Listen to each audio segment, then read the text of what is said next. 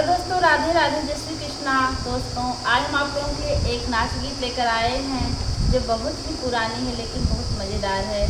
आप लोग वीडियो को फुल वॉच करके देखिए और यह गीत आप लोगों को कैसी लगी कमेंट में ज़रूर बताइएगा।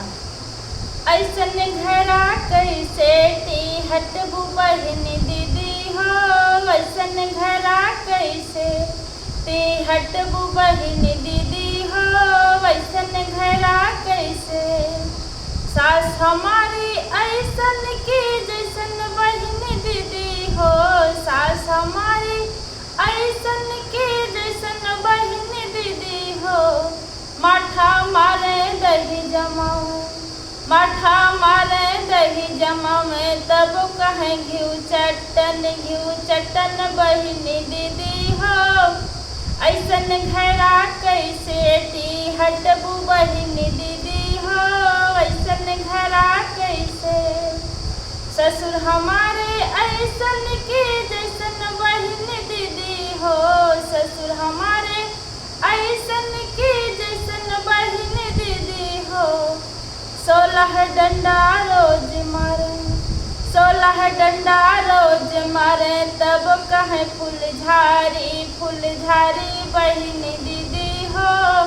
ऐसन घरा कैसे हटबू बहन दीदी हो, ऐसन घरा कैसे जेठ हमारे ऐसन की जैसन बहन दीदी हो, जेठ हमारे ऐसन की जैसन बहन दीदी हो।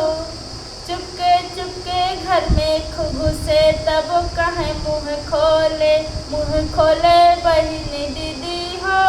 ऐसन घरा कैसे हटबू बहन दीदी हो, ऐसन घरा कैसे जेठानी हमारे ऐसन की जैसन बहन दीदी हो, जेठानी हमारी ऐसन की जैसन बहन दीदी हो।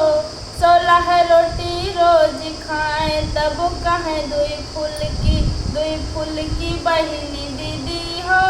ऐसन घरा कैसे हटबू बहन दीदी हो, ऐसन घरा कैसे हटबू बहन दीदी हो, ऐसन घरा कैसे ननद हमारी ऐसन की जैसन बहन दीदी हो, ननद हमारी ऐसन की जैसन बहन दीदी हो।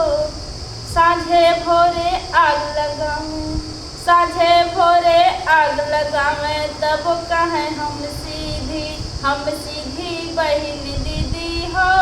ऐसन घरा कैसे हटबू बहन दीदी हो, ऐसन घरा कैसे।